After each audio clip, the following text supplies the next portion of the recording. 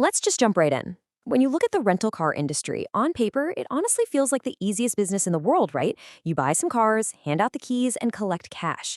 No factories to build, no complex tech products to invent. But as this sort of real-time financial documentary unfolds right in front of us, we're going to see why pretty much everything we think about this business is, well, completely wrong. Welcome to this explainer on the hidden reality of the rental car industry. Take 2020. Hertz goes bankrupt. And I think we all just assumed, oh, obviously, nobody's traveling during the pandemic. But actually, that is not what broke them. Hertz was sitting on nearly $15 billion with a B in debt, tied directly to their fleet financing. They had literally borrowed against the cars themselves. So when the used car market just shrank and car values tanked, those massive monthly loan payments, yeah, they didn't drop at all.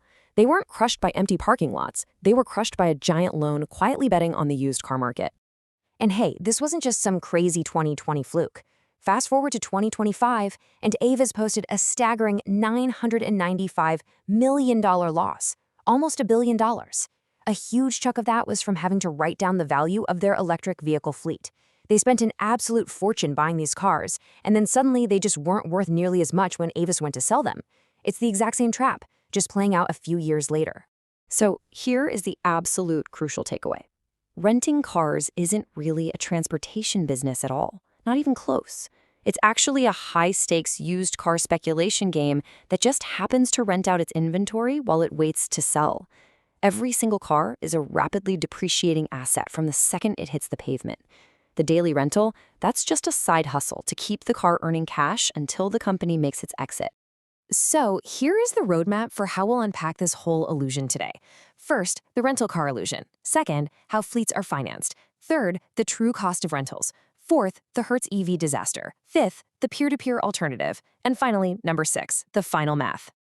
Let's get into part 1, the rental car illusion and the true cost of entry. If you're looking to start small, say an independent lot with just 10 used economy cars, like Toyota Corolla hybrids, you're looking at dropping anywhere from $150,000 to $250,000. And that fleet cost isn't just a slice of your startup budget. It basically is your entire startup cost. But compare that to opening a brand name franchise. The fleet alone will run you anywhere from $450,000 to over $15 million. Plus, they hit you with setup fees of up to $125,000 just to use their name and a relentless 4 to 8% royalty on your gross revenue every single month, whether you're making money or not. Moving to part 2, how fleets are financed, or what I like to call the collateral trap. Since basically nobody is paying straight cash for these massive fleets, operators use something called fleet floor plan financing, or for the bigger players, asset-backed lending. What this means is the bank is not betting on your house or your savings or your business skills. They're betting entirely on what those specific cars will be worth later on in the used market. The cars themselves are the collateral. So before a single customer ever rents a vehicle, your whole financial position is locked into a loan tied to an asset that is actively losing value. Part 3, the true cost of rentals. We're talking utilization and those sneaky hidden fees. Once that loan is locked in, every car has one job: earn its keep every single day. This brings us to the holy grail metric of the entire industry: utilization. A healthy operator needs a utilization rate of about 65 to 80%. Why? Because an idle car doesn't just sit there doing nothing. It is actively bleeding cash. The bank doesn't care if no one rented your car on a Tuesday. That loan payment never pauses. If your rate drops into the 50s, you are losing money fast. So how in the world do they actually make a profit? Well, that $45 base rate you see online barely covers the financing, insurance, and maintenance. The real magic happens with ancillary revenue. When the agent asks if you want the collision waiver, that's an extra $15 to $30 a day. Throw in double-priced fuel charges, mileage overages, late return fees, upgrade fees. Suddenly, that $45 rental is pulling in $60 or more. These hidden fees add 20 to 30% to the base rate. And honestly, that margin is everything. But look, all of that profit can get instantly wiped out by their biggest enemy, depreciation, which eats about 10 to 20% of a car's value every single year. So smart companies use a brilliant trick. They buy program cars.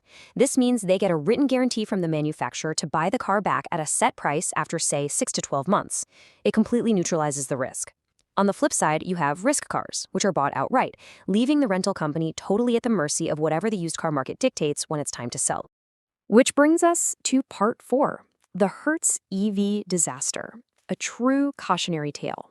When you guess wrong on those resale values, the results are catastrophic. Fresh out of bankruptcy in 2021, Hertz tried to totally reinvent itself by buying 100,000 Teslas. But the reality on the ground was a nightmare. Collision and repair costs on EVs were roughly double that of gas cars. And while a Tesla sat in a specialized repair bay waiting for parts, it wasn't renting, but, you guessed it, the loan payment was still due. Plus, Tesla kept aggressively cutting prices on their new cars, which absolutely tanked the resale value of Hertz's used fleet. By 2024, Hertz was forced to dump tens of thousands of them into a soft market at a staggering loss. Moving on to part 5, the peer-to-peer alternative, and a completely different scale. Let's step away from the corporate giants for a second. While someone like Hertz is struggling with massive overhead, lot leases, and unsold EVs, you have ordinary people flipping the model upside down on peer-to-peer apps like Turo. An independent host on Turo gets to keep 60 to 90% of their trip revenue. There are zero corporate fleet offices, no counterstaff, no franchise royalties eating into their daily take. Just a car, an app, and a driveway. And the sheer scale of this is mind-blowing. In 2024 alone, Turo paid its individual hosts around $1.5 billion out of total platform bookings. The top hosts, the ones really running it well, are pulling in somewhere between $1,000 and $3,000 a month per car. It's the exact same depreciating asset, but it's operating at a totally different scale without that crushing corporate debt structure. But wait, let me be perfectly clear. It is definitely not just easy money. There are severe hidden traps.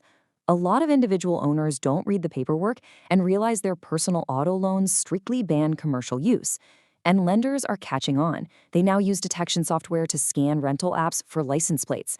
There are literal, documented nightmares of hosts having their cars repossessed right in the middle of a rental. You could be making every payment perfectly on time, and the bank will still tow the car with a renter's belongings inside because you breached the contract. And just like the big guys, if demand drops, your fixed personal loan costs eat straight into your cash. All right, part 6, the final math and comparing the timelines. So, looking at everything we've uncovered, let's look at the ultimate reality of scaling this business. If you start small, a 5-car independent fleet on Turo has incredibly low overhead. If you hit that 70% utilization mark, that small fleet can actually pay itself back in just 14 to 16 months. But scale that up to a 50-car franchise fleet, now you've got over $1 million tied up in vehicles alone, plus lot leases, marketing fees, and payroll. Because of all that heavy overhead, your payback timeline stretches way out to 3 or 4 years. It just goes to show, more scale doesn't always mean better returns. Sometimes it just means a lot more moving parts. However, that expensive corporate overhead does buy you one absolutely vital thing: safety.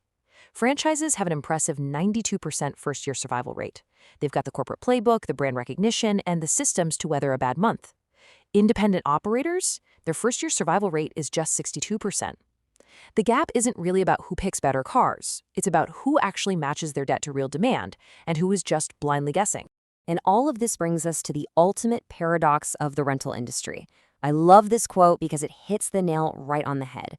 You didn't buy a fleet of cars, you bought used car market exposure. Whether you're renting out one sedan in your driveway or managing 500,000 cars at an airport, your real risk doesn't live at the rental counter. It lives in the resale values that you literally cannot control. The cars just happen to come with a set of keys attached. So, the next time you walk up to a rental counter or you book a car on an app for the weekend, I want you to ask yourself, are you actually paying for a ride, or are you just covering the daily interest on someone else's massive financial gamble? Think about that. Thanks for joining me on this explainer. Keep questioning the systems around you, and I'll catch you in the next one.